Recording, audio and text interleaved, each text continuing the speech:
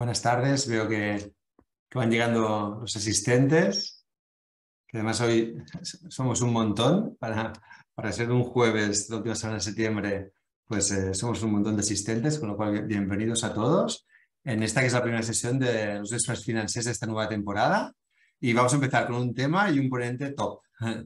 Para mí presentar a Óscar es siempre un placer es decir, la broma es casi ya una tradición. Y Óscar, aparte de ser consultor, conferenciante, formador, experto en finanzas conductuales, en fiscalidad, en comunicación, me atrevo a decir también que es un fin influencer, ¿eh? Porque aparte está en YouTube y está en LinkedIn y en LinkedIn, por ejemplo, tiene miles de seguidores y además compartiendo siempre contenido muy interesante. Y no lo digo porque esté aquí, sino porque lo sigo y la verdad es que siempre llegas al final del post, ¿no? Que no sucede con todo lo que leemos en redes sociales. Ayer le preguntaba a él qué le gustaría que dijera y me mandó lo que era casi un chiste, pero a la vez es una frase muy acertada, ¿no? Y me venía a decir como el título de la charla es Decidir el futuro a tiempo, planificación sucesoria, pues que los que estáis viendo esto en directo o los que lo vais a ver más tarde en YouTube, si estáis aquí es que estáis a tiempo, ¿no?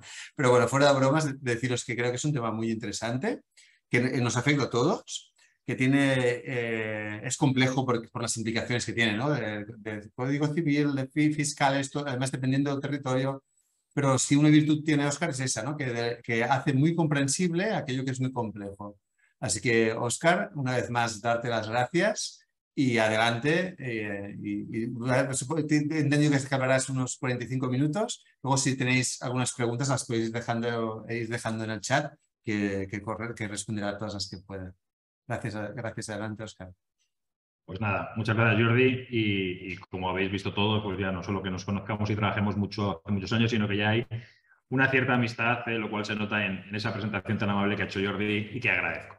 Gracias a ti. Dicho esto, vamos a empezar. Bienvenidos a este webinar que hemos dado en llamar Decidir el futuro a tiempo para hablar de planificación sucesoria. Y decíamos, o decía Jordi en su introducción, que al final hay ocasiones donde hay temas complejos y un poco el reto es intentar hacerlos sencillos y eso suele ayudar a intentar compartimentarlos o diferenciar las diferentes cuestiones, las diversas cuestiones que pueden tener influencia en los temas de que se trata y en concreto en la sucesión o puede haber influencia desde distintos ámbitos y eso es lo que vamos a intentar hacer esta tarde. Es separar unos de otros y tener una visión global, un marco general de aquellas cuestiones que debemos tener en cuenta, que debemos tener en consideración, que debemos valorar a la hora de tomar decisiones. Decisiones para planificar nuestra sucesión, para planificar nuestra herencia, para planificar el futuro de los bienes y derechos cuando nosotros ya no estemos.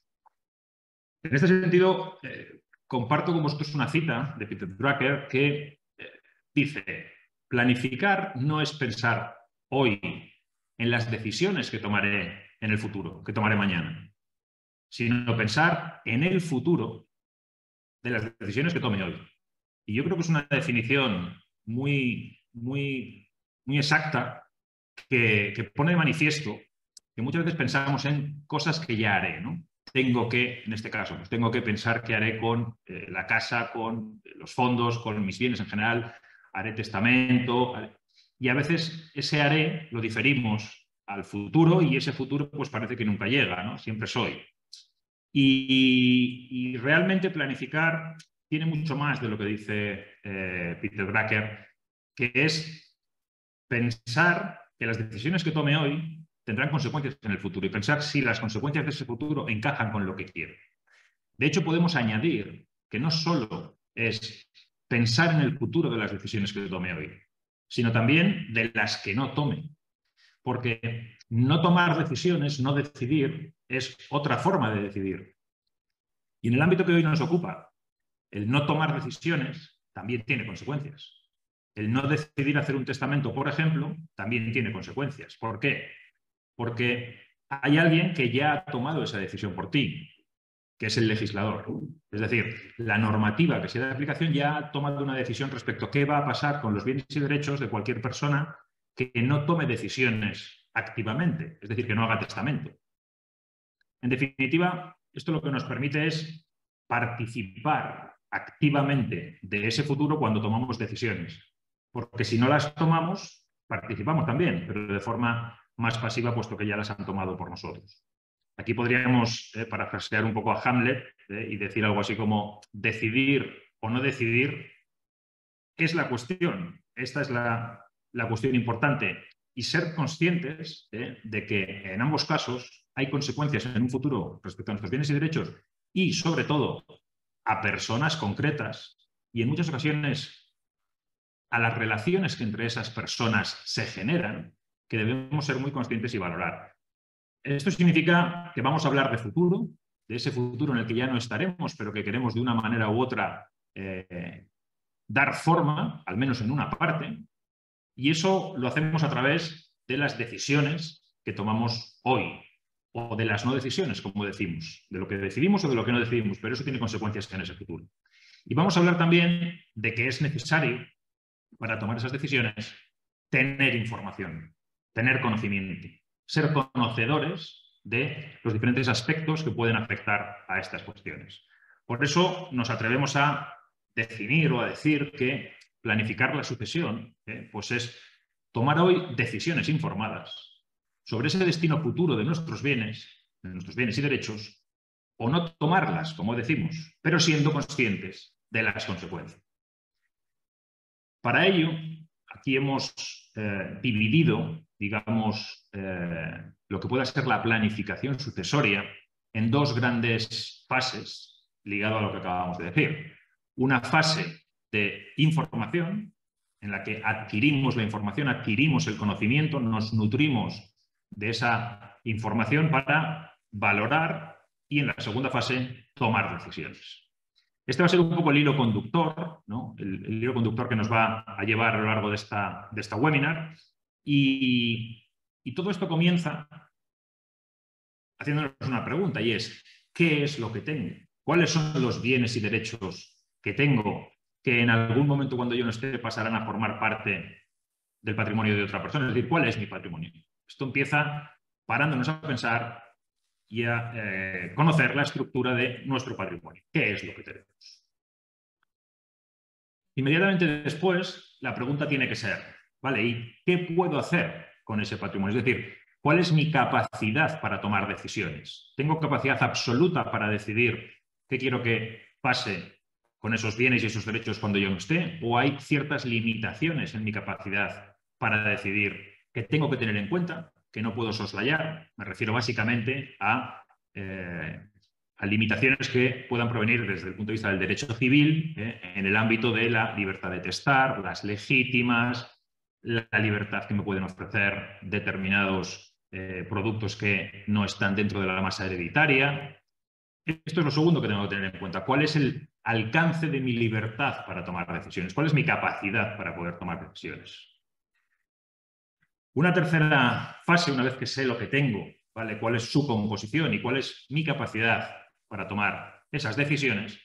Otra cosa importante en cualquier planificación sucesoria es conocer cuál es el impacto fiscal que esas decisiones pueden tener. ¿Cuál es el impacto fiscal? ¿En qué impuestos pueden presentarse implicaciones fiscales? En un estado como el nuestro, de una elevada descentralización, pues también tengo que tener en cuenta dónde se van a producir esos impactos, desde el punto de vista de si va a afectar a la legislación de normativa estatal o de normativa de comunidad autónoma o de normativa municipal.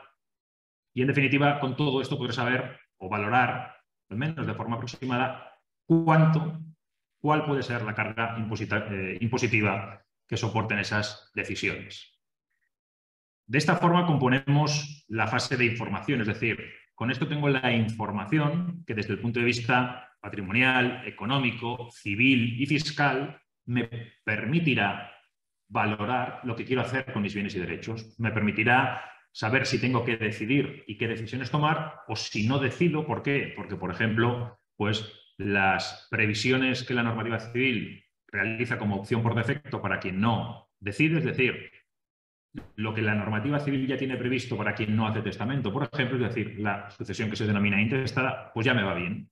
Entonces no hace falta que decida nada, pero lo habré hecho de forma consciente.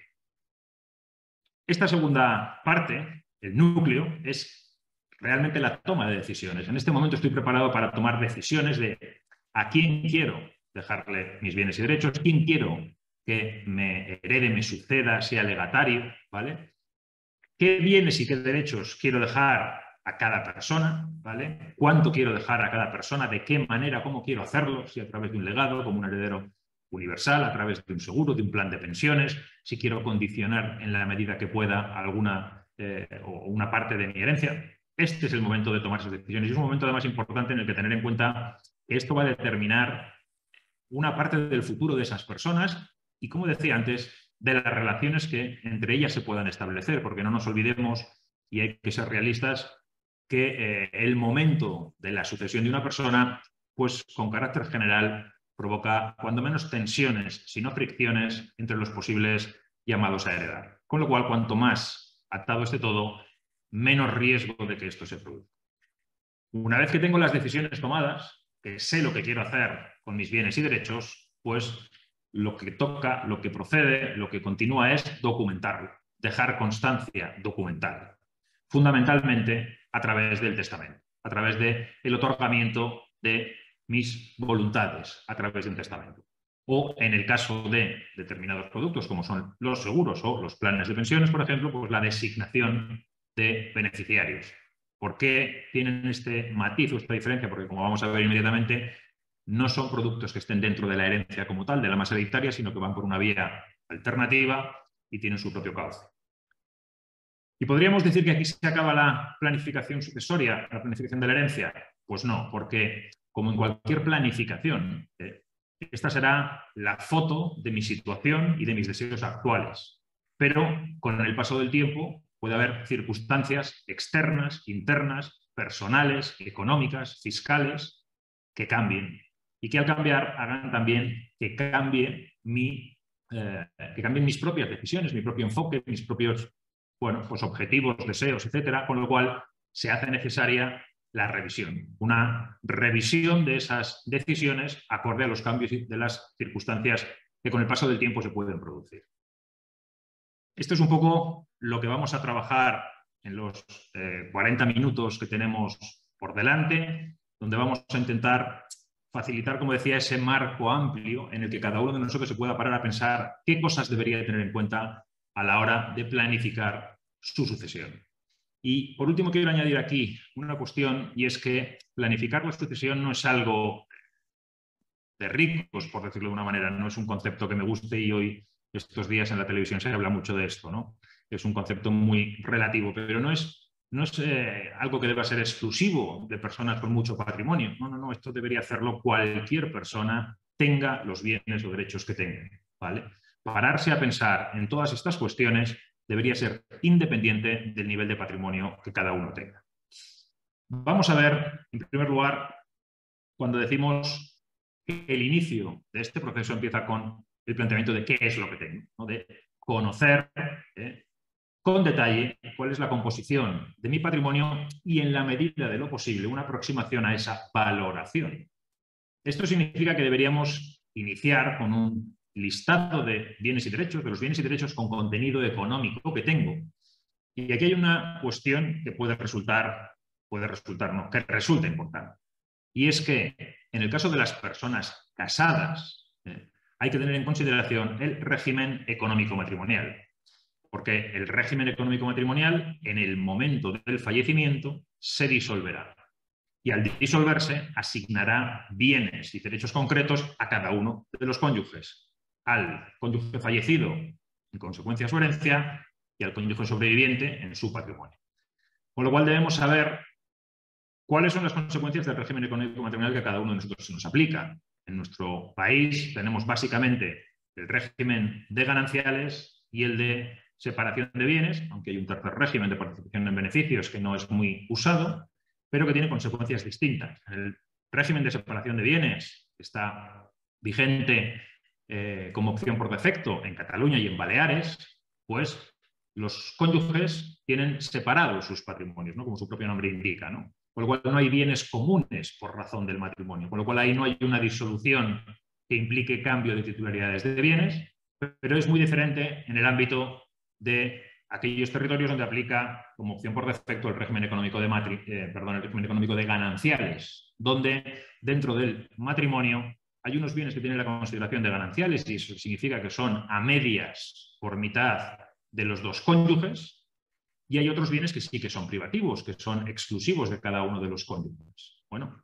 aquí básicamente los que tenemos son los que se tenían antes de casarse en gananciales y los que se hayan podido adquirir por herencia o donación, y con carácter general el resto de bienes adquiridos fruto de nuestro trabajo o de los rendimientos derivados, incluso de los bienes privativos, pues se configuran como gananciales. Más allá de estos detalles, que será una cuestión de las que tengamos que valorar y en su caso igual informarnos mejor, tenemos que tener en cuenta que lo primero que tendremos que hacer es, de los bienes que ahora tengo, si algunos son gananciales, tendré que considerar que solo la mitad estarán en mi herencia, solo la mitad están en mi patrimonio. Luego tendremos que hacer una aproximación a la valoración de los bienes, porque al final la herencia y el reparto que se haga será o tendrá una visión de valor en su conjunto, cuando tengamos que repartir entre diferentes personas, entre herederos y sobre todo cuando hablemos de herederos forzosos o legitimarios, ¿no? Es una visión de valor. Con lo cual tendremos que realizar una valoración de los mismos. Ahí decimos, teniendo en consideración las reglas fiscales, el Código Civil, que es el que, o la normativa civil en general, que es la que aplica en el ámbito de las herencias, más allá de los impuestos que llegarán más tarde, no establece reglas de valoración para los bienes de una herencia, ¿vale? Lo que ocurre es que, como los impuestos llegarán después, lo normal y lo razonable es aprovechar o utilizar las reglas de valoración de los impuestos para hacer esta valoración de lo que es la masa hereditaria o la herencia en general. Cada vez con más razón, por cuanto la normativa fiscal tiende a utilizar los valores de mercado de los bienes para el cálculo de la carga tributaria, más allá de la dificultad de encontrar un valor de mercado en algunos bienes, ¿sí? como podemos imaginar ocurre en los inmuebles. Sea como fuere, tendremos que hacer esa valoración. Hacíamos hace un momento, bueno, hacíamos ahora mismo referencia a la dificultad de encontrar el valor de mercado en los inmuebles.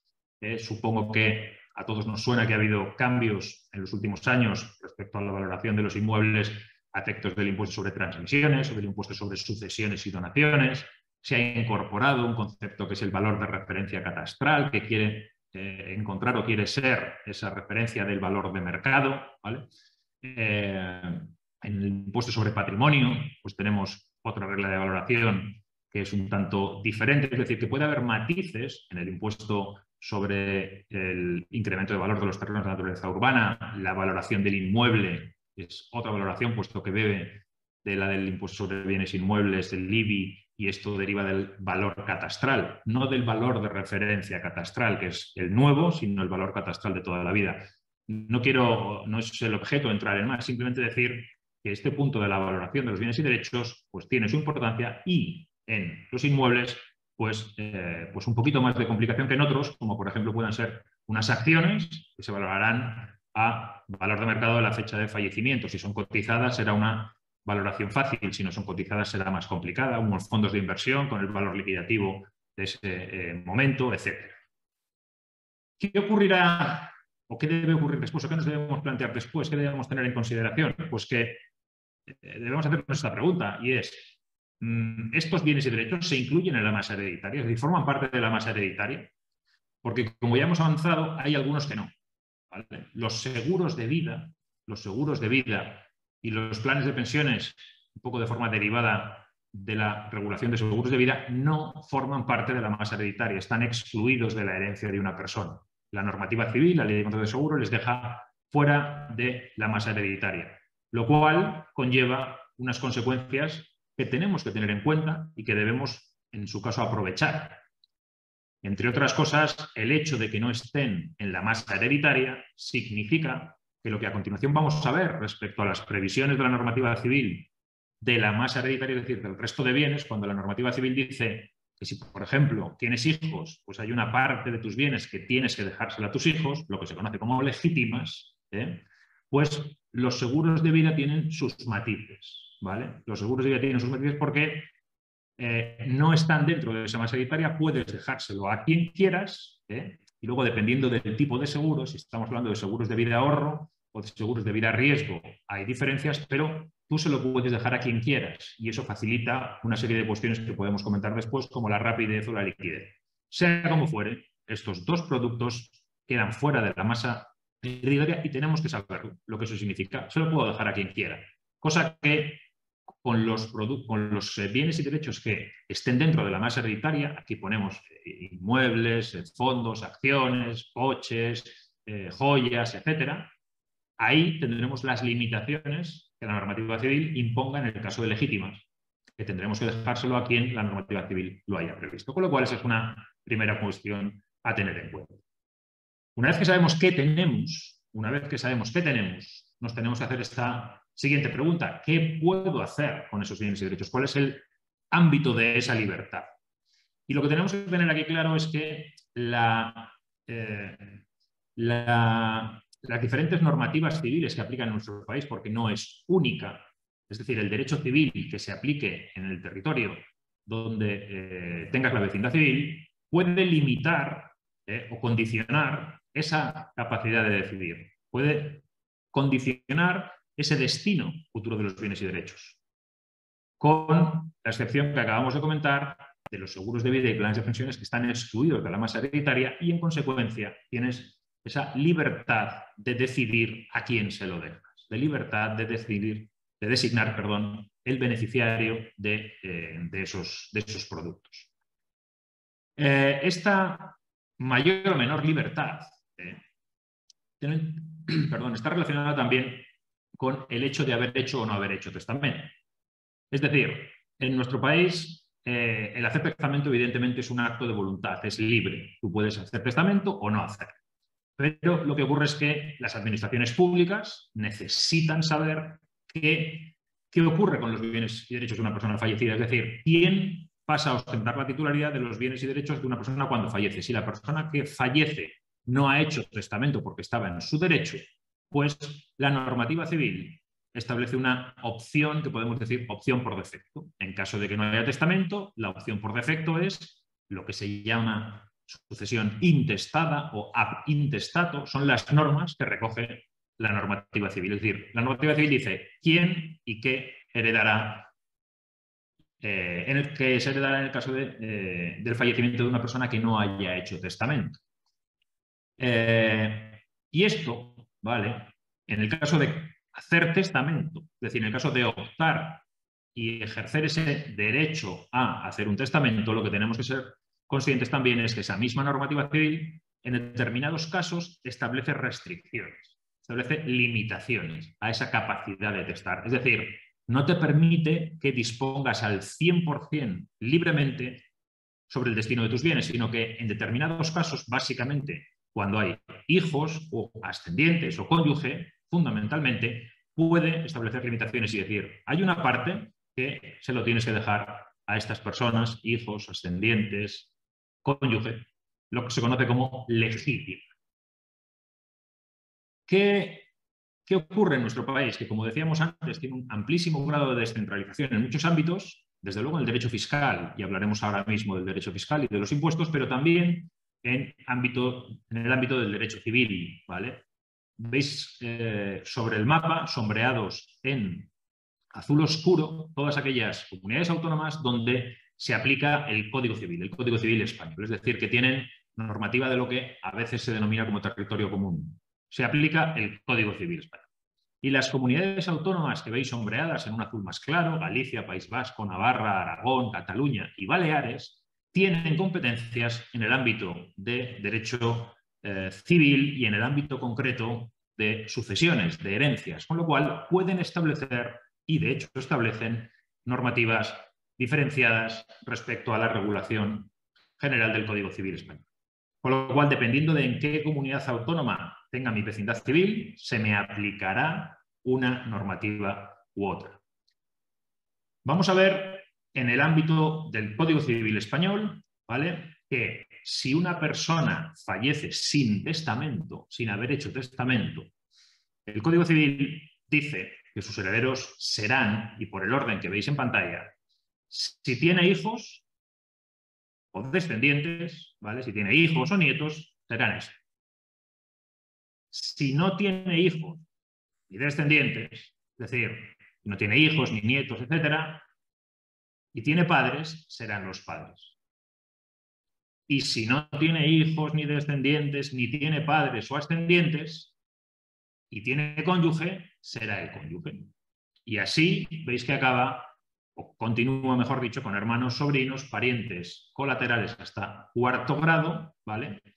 Donde están, por ejemplo, los primos hermanos que llamamos, son parientes colaterales de cuarto grado, y el Estado, en último lugar. Esto es lo que se aplica, es decir, esto es quien heredará si la persona no ha hecho testamento. ¿Qué ocurre en Cataluña, por ejemplo? No podemos entrar, ni soy especialista, ni mucho menos en derechos forales y territoriales, pero en Cataluña, que probablemente tengamos más gente conectada en este momento, esto es un poco diferente, porque en Cataluña, en este orden de prelación que dice la normativa civil, este orden de llamamiento a la herencia, los cónyuges heredan antes que los padres o ascendientes. Es decir, en Cataluña, si tienes hijos, sin testamento heredarán los hijos. Pero si no tienes hijos, si tienes cónyuge, heredará el cónyuge. Y ocurre también que en Cataluña las parejas, de hecho, gozan de derechos equivalentes al cónyuge, cosa que no ocurre donde aplica el Código Civil. Con lo cual, aquí hay una pequeña o una significativa diferencia en el orden del llamamiento a la herencia y de la posibilidad de heredar en los casos sin testamento. Antes decía que eso de planificar las sucesiones, tomar decisiones o no tomarlas, decidir o no decidir. Cuando una persona, imaginemos, tiene hijos y se lo quiere dejar todo a sus hijos por partes iguales, sin más, pues sin hacer testamento, esto es lo que ocurrirá, con lo cual puede ser que desde ese punto de vista no vea la necesidad de hacer un testamento, pero es consciente, es decir, tiene la información, conoce las consecuencias, le cuadran las consecuencias y decide no hacer nada más, porque la opción por defecto planteada por la normativa civil ya le encaja. Bueno, eso es otra forma de planificar, ¿vale? ¿Qué ocurre cuando se hace testamento? Una persona, cuando decide hacer testamento, y de acuerdo también a las diferentes normativas, aquí vamos a ver la normativa recogida en el Código Civil español, pues decíamos que en determinados casos hay legítimas, ¿no? Se establecen legítimas para hijos y descendientes, y si no los hay, para padres y ascendientes. Y el cónyuge, y repito que en aquellas comunidades autónomas donde se aplique el Código Civil español, cónyuge es cónyuge, no es pareja de hecho. Otra cosa que hay que valorar a la hora de planificar la sucesión. Si tú estás en un territorio donde se aplica el Código Civil español y no estás casado, sino simplemente eres pareja de hecho, conviviente de una persona, tienes que valorar cuál quieres que sea la participación en tu herencia de esa persona, porque por defecto o en principio no está dentro de las previsiones del Código Civil, con lo cual, si quieres beneficiarlo de alguna manera, tendrás que hacer un testamento para darle entrada a esa persona que es tu pareja de hecho. Digo, el cónyuge, que es cónyuge, es usufructuario vitalicio, tiene derecho al usufructo vitalicio de una parte de los bienes de la persona fallecida, y los importes y los porcentajes cambian dependiendo si concurre con hijos o con padres, o sin hijos y sin padres. Y otra cuestión importante a tener en cuenta es que las causas de desheredación son muy tasadas, es decir, se pueden desheredar a los hijos o a los padres, sí, por causas muy tasadas, que de una manera u otra podemos decir tienen que ser situaciones muy fuertes, por decirlo de una manera. Cuestiones de maltrato, una desatención acreditada, cuestiones muy concretas que hacen que no sea tan sencillo desheredar como decir, mira, te quedas sin herencia. No, no es tan sencillo, sino que hay que demostrar una serie de cuestiones tasadas por el Código Civil. Vamos a ver en el ámbito del Código Civil español, donde aplica el Código Civil español, que cuando una persona hace testamento y tiene hijos, vamos a una situación pues bastante habitual, ¿no? Desde el punto de vista cuantitativo, cuando menos, cuando una persona tiene hijos, el Código Civil dice que su herencia, su masa hereditaria, se divide en 3 partes, lo que se llaman 3 tercios. Y La primera parte es lo que se llama el tercio de legítima estricta. Esta se la tienes que dejar a tus hijos. Cuando digo hijos, pueden ser hijos o nietos, ¿eh? Imaginemos que una persona tiene 3 hijos, pero uno de ellos ha fallecido dejando nietos. Pues los nietos ocupan su lugar, ¿vale? Tienen el mismo derecho que tenía su padre o madre fallecido, ¿vale? Entonces, los descendientes en general, ¿vale?, tienen derecho a ese tercio de legítima estricta y debe ser dejado a todos por partes iguales. Por eso es estricta. Luego hay otra parte, otra tercera parte, que es lo que se llama el tercio de legítima mejorada, porque es una mejora. ¿Y esto qué significa? Que se lo debes dejar a tus hijos o descendientes, pero aquí ya puedes repartirlo como tú consideres. Puedes dejárselo a todos por igual, puedes dejárselo todo a uno solo y a los otros no, a X partes, es decir, aquí puedes hacer lo que tú quieras siempre que es ese tercio de mejora, ese tercio de legítima mejorada, se lo dejes a tus hijos o descendientes. Y veis ahí un asterisco porque en caso de haber cónyuge superviviente, el cónyuge tiene derecho al usufructo vitalicio sobre ese tercio de mejora. Tiene derecho al usufructo vitalicio sobre ese tercio de mejora.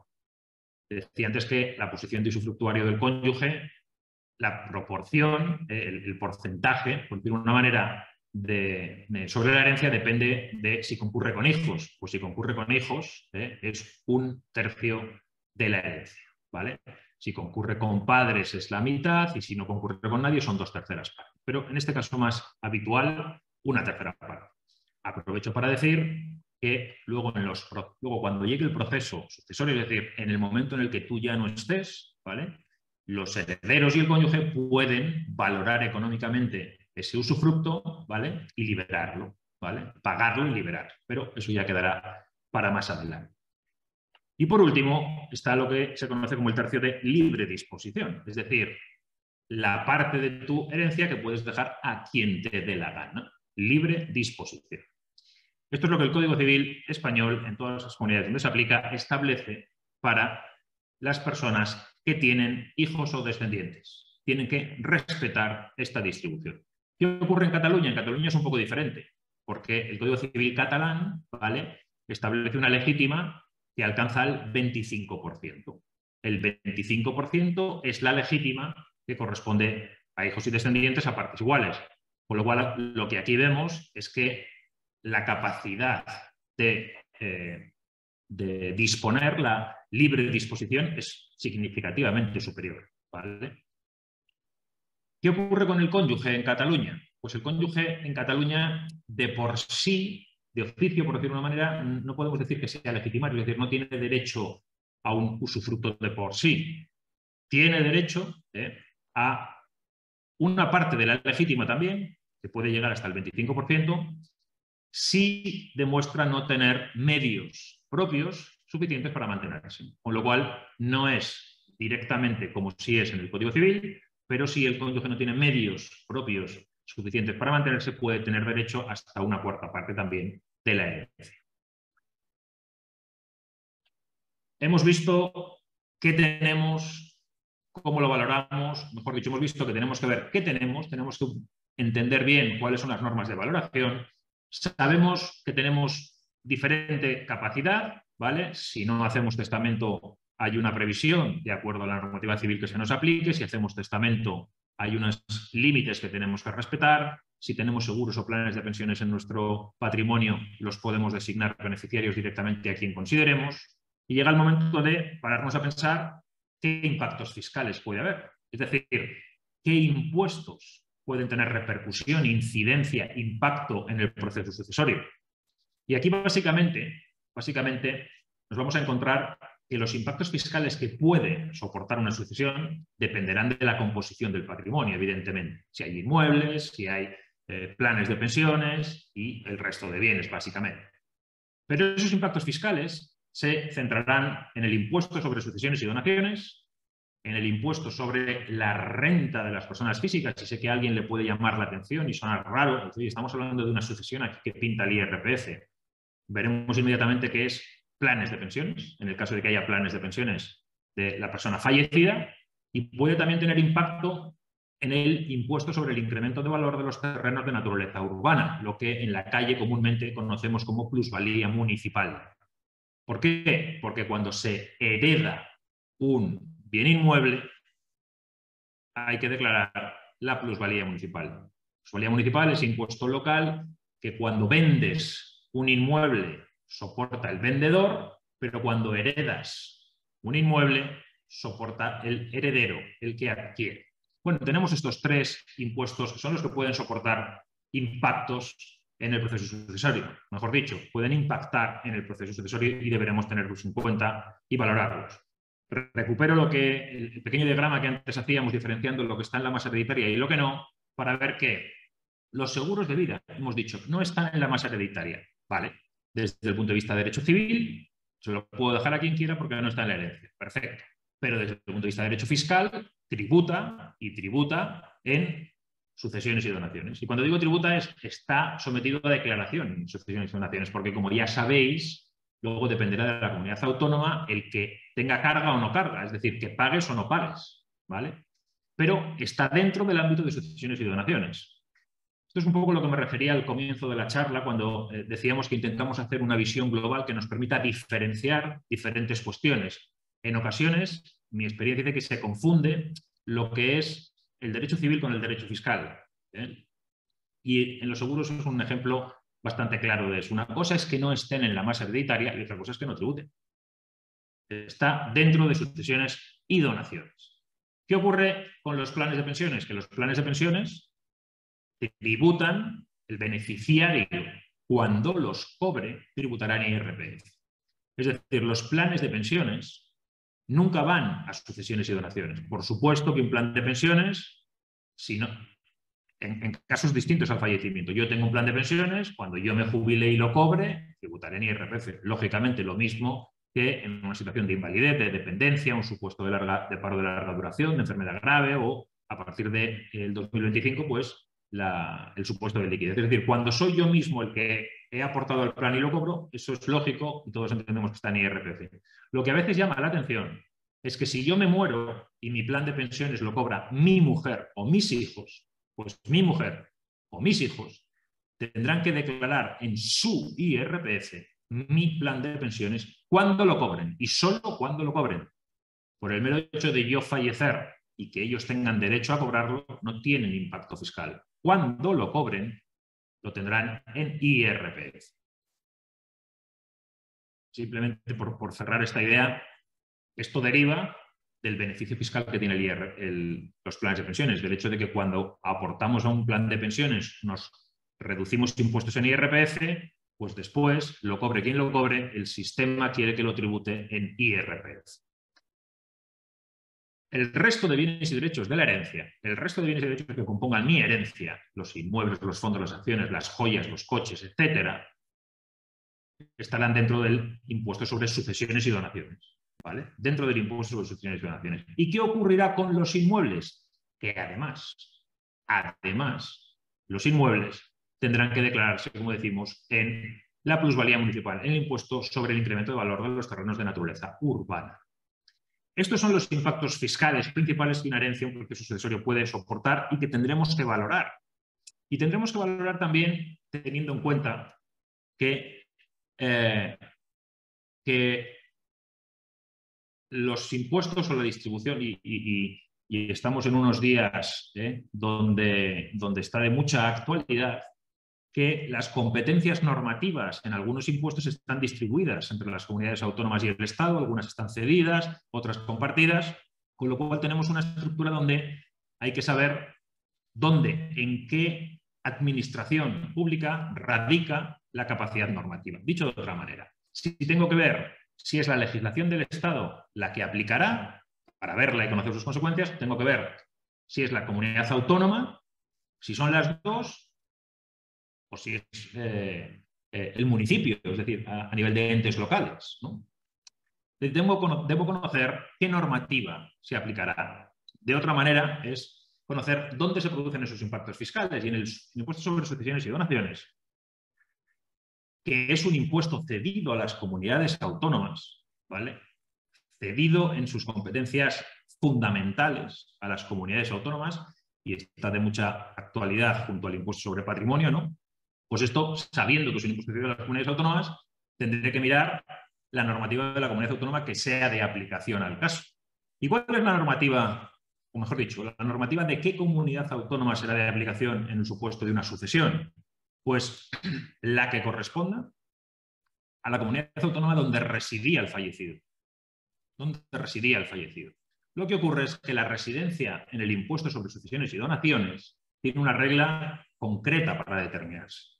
Y se entiende, en el impuesto sobre sucesiones y donaciones, se entiende que una persona es residente fiscal en la comunidad autónoma donde haya residido mayor número de días en los 5 años anteriores al fallecimiento. Mayor número de días en los 5 años anteriores al fallecimiento, eso es lo que confiere la residencia fiscal en sucesiones y donaciones, que es distinta a la del IRPF. En el IRPF, que es un impuesto cuyas competencias comparten el Estado y las comunidades autónomas, como hemos podido ver en el telediario de hoy mismo, ¿vale? Y de estos días, a vueltas con la deflactación de la tarifa del IRPF, si se deflacta la del Estado o si las comunidades autónomas se adelantan y deflactan sus tramos autonómicos, ahí vemos que las dos administraciones tienen competencias. Pues aquí se aplicará la parte estatal, es decir, la parte de la base general, que es donde están los planes de pensiones. La parte estatal pues se aplicará a todos igual, con lo cual ahí dará igual donde se produzca el punto de conexión, será siempre el Estado. Sin embargo, en la parte autonómica habrá que ver cuál es la residencia fiscal de la persona que tiene que tributar en IRPF. Recordemos que IRPF estaremos hablando de planes de pensiones, ¿vale? Cuando la persona que es beneficiaria de fallecimiento de un plan de pensiones lo cobre, tendrá que tributar en IRPF. Y ahí lo que tendremos que ver es qué comunidad autónoma es de su residencia, ¿vale? Y en el IRPF, la residencia se entiende que es en la comunidad autónoma donde has pasado mayor número de días en el año natural. Mayor número de días en el año natural. Y hay una presunción, juris tantum, de residencia en la comunidad autónoma donde está tu vivienda habitual, o el censo. Pero es una presunción. Pero eso afectará al cobro de planes de pensiones en IRPF y ahí vemos que hay una doble normativa. Tenemos que saber cuál es la tarifa del Estado y cuál es la de la comunidad autónoma. Y evidentemente hay diferencias, o puede haberlas. Y por último, el impuesto sobre incremento de valor de los terrenos de naturaleza urbana, lo que llamamos la plusvalía municipal, pues al ser un impuesto municipal de entes locales, se deberá declarar en el municipio donde radique el bien inmueble que he heredado. Con lo cual habrá que ver el municipio concreto. Además de saber qué impuestos pueden incidir en el proceso y dónde se producen esos impactos, ¿cuál es la carga tributaria? Pues esto dependerá, ¿no? ¿Por qué? Porque en la plusvalía pues dependerá del municipio donde radique. Con carácter general, la Ley de Haciendas Locales, que es una ley estatal, regula cómo se calcula la base imponible. A los que recordáis, finales del año pasado, fruto de una sentencia del Constitucional, se cambió la ley para calcular la base imponible de la plusvalía y digamos que ahora hay dos opciones.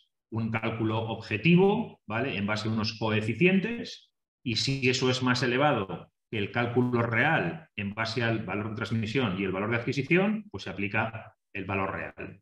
Sobre esos coeficientes, los municipios aplican un porcentaje, que es máximo el 30%. Y todo sobre la base del valor catastral, el valor que se considera también para el impuesto sobre bienes inmuebles. Tendremos que ver cuál es la plusvalía, cuál es el porcentaje y cuál es el tipo que aplica mi municipio. En el caso del IRPF, pues lo hemos dicho ahora, compartimos en la parte de la base general del IRPF una parte el Estado y otra parte las comunidades autónomas, con lo cual habrá que ver cuál es la conjunción de ambas. Tenemos supuestos en Cataluña, por ejemplo, la suma de ambas tarifas hace que lo que es el tipo último marginal, el tipo más alto, se sitúe en el 50% en este año 2022. Tenemos otros casos como Madrid, donde está en el 45% el máximo, otros casos como Valencia, donde está en el 54% el máximo.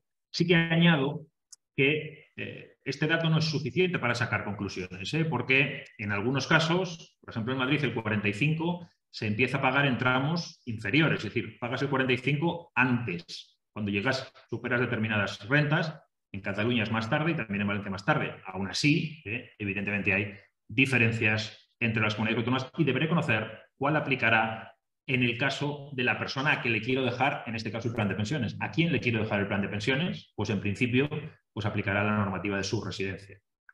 Y en el caso de sucesiones y donaciones, pues aquí dependerá de cada comunidad autónoma, porque todas han legislado al respecto, ¿no? Con lo cual, tendré que conocer cuál es la que aplica en el caso concreto, de acuerdo a este criterio que decíamos, que se aplicará la de la residencia del fallecido. Esto significa que si una persona fallece, por ejemplo, con residencia en Cataluña, en los últimos 5 años ha pasado más días en Cataluña que en cualquier otra comunidad. Con lo cual, la persona fallecida, desde el punto de vista de sucesiones y donaciones, residía en Cataluña. Vale. Pero sus herederos, las personas a que les deja los bienes, unos están en Burgos, otros en Valencia, otros en Murcia y otros en Canarias. Bueno, pero y les deja inmuebles, les deja fondos, les deja acciones. Bueno, pues todos los herederos y sobre todos los bienes aplicarán la legislación de Cataluña, porque en herencias, en sucesiones, lo que se aplica es la de la comunidad autónoma de residencia del fallecido. Digo esto por el asterisco, porque hoy no estamos hablando de donaciones, que es una cuestión que también en el proceso de sucesiones o en la planificación sucesoria debe y puede tenerse en cuenta, pero hoy nos va a quedar al margen, que es la posibilidad de donar, ¿no? De transmitir bienes en vida, que luego unos se tienen en cuenta la herencia, igual otros no, pero no estamos hablando hoy de donaciones. Sí que creo que es bueno saber que en las donaciones no se aplica este mismo criterio de la comunidad autónoma de residencia del fallecido, entre otras cosas porque no hay ningún fallecido, ¿no? En las donaciones, lo esbozo ya, hay 2 reglas especiales. Si la donación es un inmueble, si yo dono un inmueble, es decir, sin morirme, transmito de forma lucrativa, inter vivos, dono un inmueble, se aplica la normativa de la comunidad donde esté el inmueble. Pero eso es una donación de inmuebles. Si lo que se produce es una herencia de inmuebles, los inmuebles en herencia aplican esta norma, la misma que cualquier otro bien. Y luego cualquier donación de otro bien o derecho, dono de dinero, fondos, lo que sea, pues ahí se aplica la normativa de la comunidad autónoma del donatario, de la persona que recibe la donación.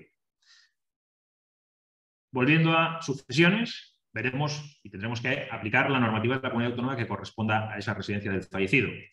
Y en todas ellas hay diferentes cuestiones a tener en cuenta. Fundamentalmente tendremos que ver las reducciones de base imponible, es decir, una persona puede heredar bienes por valor de 1 millón de euros, pero el impuesto establece reducciones, por ejemplo, IBEX por parentesco. Hay comunidades autónomas que dicen reducción por parentesco de base imponible entre padres, hijos y cónyuge, 1 millón de euros. Pues si una persona hereda 1 millón de euros y hay una reducción de 1 millón de euros, eso significa que la base sobre la que se aplicará el impuesto es 0. Es una forma de eliminar el impuesto, ¿no? Es una forma de eliminar el impuesto.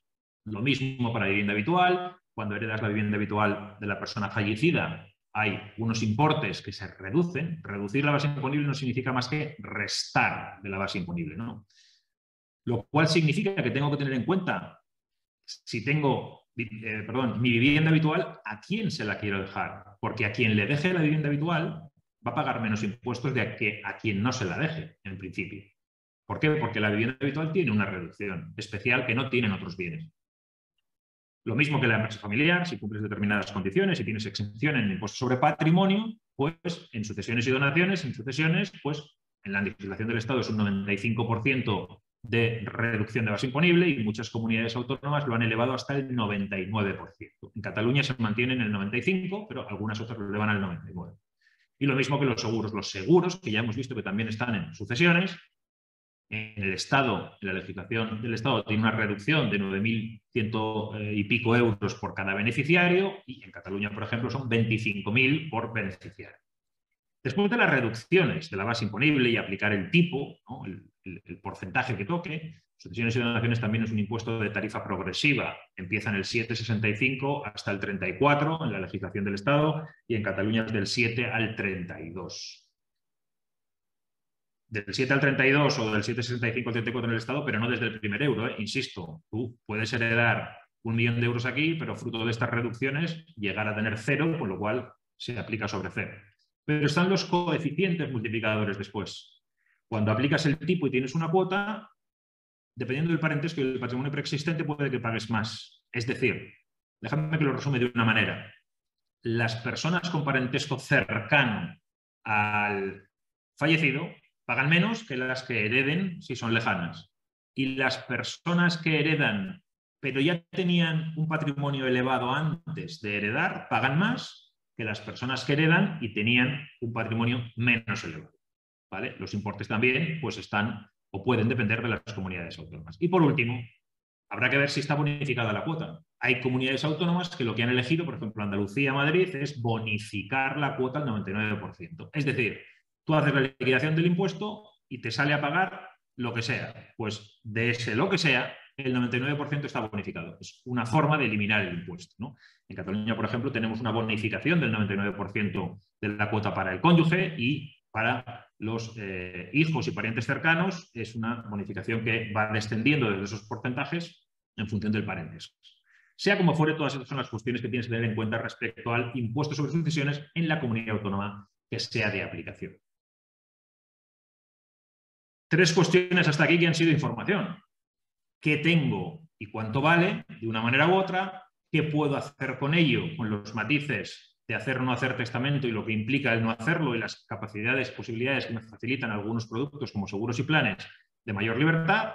¿Y qué impactos fiscales puede haber fundamentalmente en sucesiones y donaciones? Comunidad autónoma que aplique, en IRPF si tengo planes de pensiones con una parte de comunidad autónoma y otra del Estado, y en plusvalía municipal, en impuestos sobre incremento de valor de los terrenos de naturaleza urbana cuando en la herencia vayan inmuebles.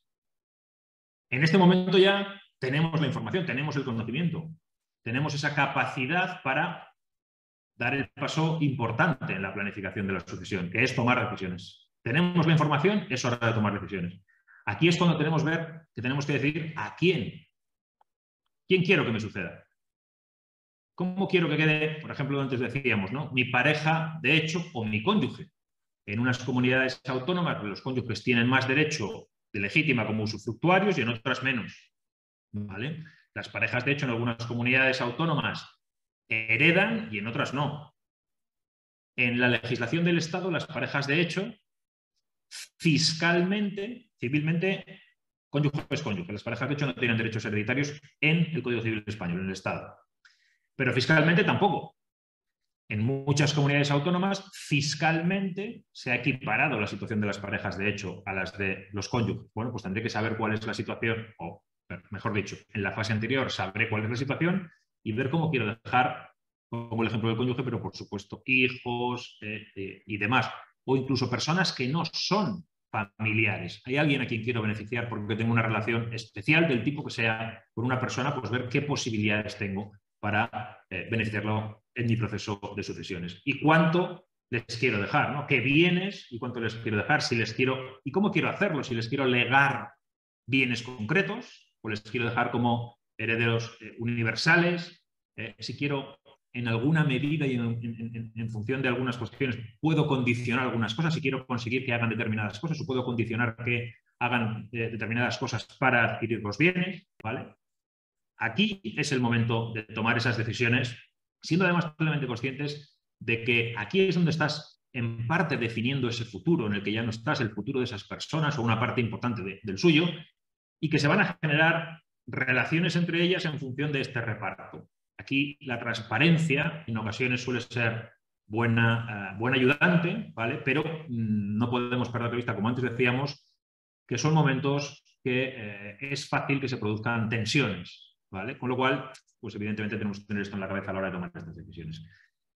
Cuando ya las tenemos, es el momento de documentarlas, es el momento de dejar constancia, ¿no? De dejar constancia de esas decisiones, ojo, salvo que lo que está previsto por defecto, es decir, salvo que la sucesión intestada, salvo que lo que prevé el Código Civil o la normativa civil de aplicación, el Código Civil catalán en este caso, la compilación gallega de derecho civil, el derecho aragonés, lo que prevé cuando no hay testamento me encaje. Si me encaja, como decíamos antes, oye, mira, es que lo que prevé la norma civil, yo que tengo hijos y se lo quiero dejar todo a ellos, a mí ya me encaja. Bueno, pues igual ahí no hace falta. Pero en cualquier otro caso hace falta documentarlas a través de testamento, fundamentalmente, otorgar testamento recogiendo nuestras voluntades, o en el caso de los seguros y los planes de pensiones, a través de la designación de beneficiarios, es decir, la designación en la póliza o en las especificaciones del plan de quién queremos que sea nuestro beneficiario. También podemos nombrar beneficiarios de forma proporcional, 50% fulanito, 50% menganita, 2/3 partes, no sé qué. En este último punto de seguros y planes, ahí añadimos que también lo podemos hacer en el testamento. La designación de beneficiarios podemos hacerla en la propia póliza, es decir, comunicándolo directamente a la entidad, ¿vale? O en testamento. En su testamento recoger que queremos que sean beneficiarios de nuestras pólizas tal o de nuestros planes de pensiones, fulanito o menganito. Y una vez documentada, como decíamos antes, no se ha acabado el proceso. Una vez documentado, el proceso no se acaba. ¿Por qué? Porque pueden cambiar las cosas. Porque las decisiones que he tomado hoy, mañana, antes de fallecer, es decir, todo el tiempo que me quede de vida, pueden cambiar las circunstancias externas, internas, personales, fiscales, económicas, del tipo que sea. Con lo cual hay que ser conscientes que las decisiones que hemos tomado hoy y las razones que nos han llevado a hacerlo se pueden ver modificados de acuerdo a estos factores, con lo cual deberemos revisar y actualizar el testamento, las designaciones, el hacer o no hacer, de acuerdo a esos cambios, para que en el caso de que haya que cambiar cosas, las consecuencias sean las que queremos. Pongo algún ejemplo. En ocasiones también, pues cuando una persona hace previsiones a favor del cónyuge, pues hay que ser consciente de que cónyuge es cónyuge y hay personas que igual deciden cesar la convivencia y no se consideran y no dan un paso a la disolución del vínculo matrimonial, con lo cual pueden seguir siendo cónyuges, pero pueden haber rehecho su vida con otras personas y en algún documento, por ejemplo, en una designación de beneficiario, figura como el cónyuge. Bueno, pues tú, aunque vivas con otra persona, como no rompiste el vínculo matrimonial y sigues siendo cónyuge, hubo un cese de convivencia, pues cobrará esta persona anterior, que igual te va bien, pero igual no es lo que querías, si querías que fuese esta otra persona. Pongo ejemplos del día a día, que lo que significa es que tenemos que revisar y actualizar estas decisiones de acuerdo a las circunstancias y el cambio o los cambios que se producen con el paso del tiempo. Todo esto, como decíamos antes, va de planificar, va de tomar hoy decisiones informadas sobre el destino futuro de nuestros bienes y derechos o de no tomarlas, como hemos dicho, pero siendo conscientes, teniendo la información suficiente para valorar esas consecuencias y ver que esas consecuencias encajan en nuestra voluntad. Y con todo esto, ¿qué consigo? ¿No? ¿Qué consigo tomando hoy decisiones informadas para ese futuro en el que yo ya no estaré? ¿No? ¿Qué consigo? Pues consigo, en primer lugar, decidir al menos una parte de ese futuro, ¿no? Al menos una parte de ese futuro, es decir, proyectarme e intentar influir en una parte de ese futuro, de acuerdo a mi voluntad. ¿Consigo mantener la armonía y el patrimonio familiar? Al menos reduzco las probabilidades de que la cosa se desborde, ¿no? Reduzco las probabilidades de conflicto, ¿no? O sea, al final queda constancia de mi voluntad, ¿vale? Habrá que ver el respeto, que es un montón de cosas a nivel personal que influirán aquí, pero minimizo los riesgos de enfrentamiento entre herederos y de problemas familiares que pueden acabar en rupturas familiares, ¿no? Facilito también la rapidez del proceso.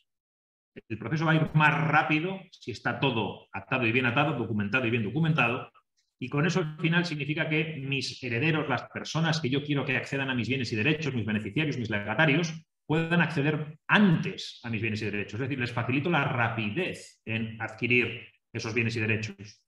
Y además, en alguna ocasión, puedo facilitar también la liquidez con algunos productos, por ejemplo, que se pueden cobrar todavía más rápido porque vayan fuera de la masa hereditaria. Puedo facilitar liquidez que también ayude a pagar parte de los impuestos o llegar a acuerdos entre herederos, en su caso, lo que sea.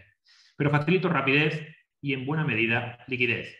Y, por último, puedo optimizar, en la medida de lo posible, los impactos fiscales que haya en la sucesión. Teniendo esa visión del cuadro global, puedo tomar decisiones que minimicen el impacto fiscal del proceso sucesorio.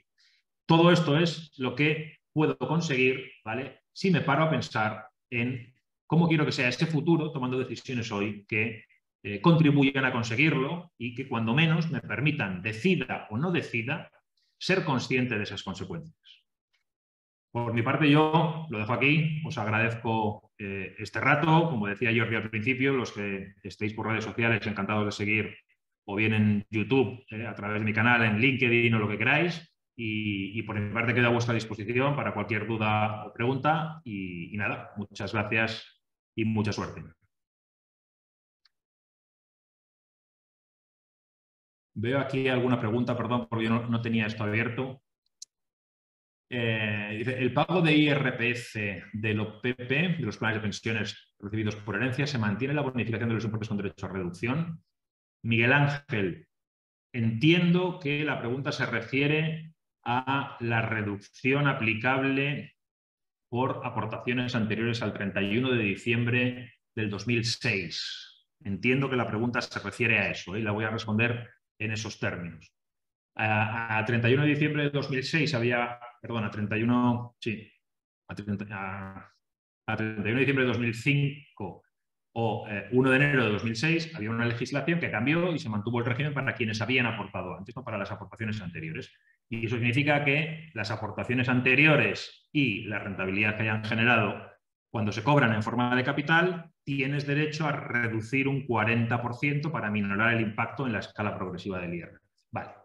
Eso es aplicable a los supuestos de fallecimiento, es decir, es aplicable a una persona que cobra un plan de pensiones de otra persona que ha fallecido y le ha nombrado beneficiario. Sí, es aplicable. Lo que hay que tener en cuenta es que, igual que en el supuesto de jubilación o de invalidez, tienes que aplicarlo. Es decir, para poder aplicar la reducción del 40%, tienes que cobrar el plan de pensiones y aplicar la reducción en el año en el que se produce el fallecimiento o en los dos siguientes. ¿Vale? En el año en el que se produce el fallecimiento o en los dos siguientes, para poder aplicar el 40%. Si pasa más tiempo, no podrás aplicar. ¿Vale? Si la plusvalía, dice Ana, si la plusvalía de un inmueble es negativa, es decir, si hay una minusvalía en el momento de una donación, ¿se puede deducir la pérdida en la renta del donante? Ves aquí, Ana, que no hemos hablado de donaciones, ¿no? Porque daría para hablar bastante más y evidentemente es una herramienta también a tener en cuenta, pero lo que entiendo que dice tu pregunta es que lo mismo que, déjame que la responda de forma más amplia, plusvalía del muerto. No lo he mencionado y lo podía haber mencionado, ¿eh? La plusvalía del muerto, ¿qué significa? Significa que en IRPF, cuando yo adquiero un bien, imaginémonos en 100, un inmueble, unos fondos de inversión, unas acciones, me da igual, lo adquiero en 100. Cuando yo fallezco, si el valor de ese bien son 200, ¿vale? Pues yo estoy transmitiendo, el fallecimiento significa una transmisión mortis causa, ¿vale? Pero una transmisión lucrativa, gratuita, mortis causa de un bien, pero transmisión. Y la ley del IRPF dice que cuando se produce una transmisión, la diferencia entre el valor de transmisión y el de adquisición genera una ganancia patrimonial, plusvalía, ¿vale?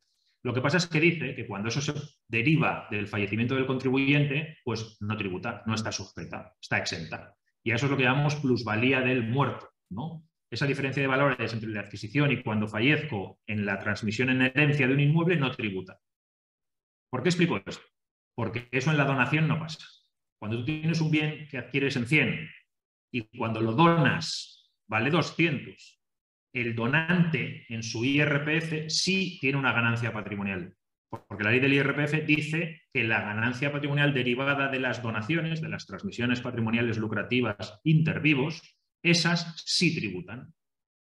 Por eso Ana pregunta que qué ocurre si cuando yo dono un bien que está en pérdidas. Yo compré un bien en 100 y lo dono ahora con un valor de 50. En teoría, ahí habría una pérdida patrimonial, una minusvalía, una plusvalía negativa que dices aquí en la pregunta, ¿vale? Pues eso no se tiene en cuenta, no se puede deducir en la renta del donante. ¿Por qué? Porque la ley del IRPF específicamente dice no se tendrán en consideración las pérdidas patrimoniales derivadas de transmisiones patrimoniales lucrativas intervivos, de donaciones, ¿vale? Con lo cual no podrás tenerlo en cuenta en la renta del donante. En las herencias sin testamento no existe el derecho a la legitimación. Tú piensa una cosa, Ángel, en las herencias sin testamento, una sucesión intestada ad intestato, la legítima como tal es ya que tú eres el heredero forzoso. Es decir, cuando no hay testamento, la ley dice que si hay hijos, todo lo heredan los hijos, ¿vale? Y si hay cónyuge, una tercera parte como usufructo vitalicio, ¿vale? Que eso quizá no lo he dicho, ¿eh? Pero si hay hijos, todo lo heredan ellos, con lo cual es una legítima, entre comillas, no es legítima exactamente, o el concepto jurídico no es el de legítima, porque es el de heredero, ¿vale? Heredero forzoso, todo lo heredan ellos. Y si hay cónyuge, pues una tercera parte en usufructo vitalicio en Código Civil, ¿eh? Con lo cual, al final es un poco lo mismo, por decirlo de una manera, Vale, dice Jordi, gracias a ti. Independiente de que la opción por defectos sin testar sea aceptable, ¿no es conveniente testar ya que ello simplifica todo el trámite administrativo? Yo creo que sí. Yo creo que sí, y en parte esa rapidez que aludíamos en el último punto, el hecho de que haya un testamento facilita los trámites administrativos de cuando no hay testamento, pues que se tenga que abrir, ¿no?, lo que se llama el llamamiento a la herencia, ¿no?, y que se tenga que esperar un tiempo para que puedan aparecer otros herederos y tal, y al final los trámites con testamento se pueden complicar las cosas también, ¿no? Pero con carácter general, el tenerlo documentado en un testamento facilita y da rapidez al proceso. Yo estoy de acuerdo, Jordi. No sé si hay alguna sentencia, dice Ana, no sé si hay alguna sentencia de los tribunales de justicia sobre la decisión del TEAC, que la pérdida no se puede incluir. Lo desconozco, Ana, lo desconozco. De todas formas, que la pérdida, la respuesta que hemos dado antes, que la pérdida derivada de una donación no sea computable en el IRPF, no solo obedece, no sé si hay una decisión del TEAC, lo desconozco, yo no hago gestión, no hago práctica tributaria, con lo cual lo que sí que te digo es que es literal de la ley de IRPF. La ley del IRPF literalmente dice que las pérdidas patrimoniales derivadas de las transmisiones lucrativas interrumpidas, de las donaciones, no son computables. Con lo cual, si el TEAC ha dicho eso, lo único que está haciendo es aplicar la ley. Y desconozco si hay una sentencia de un tribunal de justicia sobre esa ley, no me consta. Vale, así es, ok, vale, buenas tardes. Si heredas un plan de previsión asegurado, ¿tienes más exenciones por otro seguro? No. Isabel, muy buena pregunta, pero no, ¿vale? ¿Por qué? Porque un plan de previsión asegurado es un seguro, como producto es un seguro de vida ahorro, ¿vale? Es un seguro de vida ahorro como producto. Lo que pasa es que es un seguro de vida ahorro que tiene el mismo tratamiento que un plan de pensiones. Tiene la misma fiscalidad que un plan de pensiones. Y en consecuencia, ¿vale?, al tener la misma fiscalidad que un plan de pensiones, recordemos que un PPA, un plan de previsión asegurado, cuando tú pagas la prima, haces la aportación, también te reduces la base imponible, igual que un plan de pensiones, porque tiene el mismo tratamiento que un PPI, que un plan de pensiones individual. Al tener la misma fiscalidad, un PPA, un plan de previsión asegurado, cuando se cobra, tributa en renta, ¿vale? Tributa en renta, no tributa en sucesiones y donaciones. Con lo cual, los 25.000 euros de reducción de base imponible en sucesiones en Cataluña no aplica, porque un PPA nunca va a sucesiones. Un PPA tributa en IRPF igual que un PPI, que un plan de pensiones individual, ¿vale? Como son las 9:10, que habíamos dicho que teníamos que dejarlo, y en principio no sé si me he saltado alguna pregunta, pero no veo más, con lo cual perfecto. Pues por mi parte lo dejamos aquí. Muchas gracias por este rato. Que vaya muy bien y hasta la próxima a todos. Un saludo.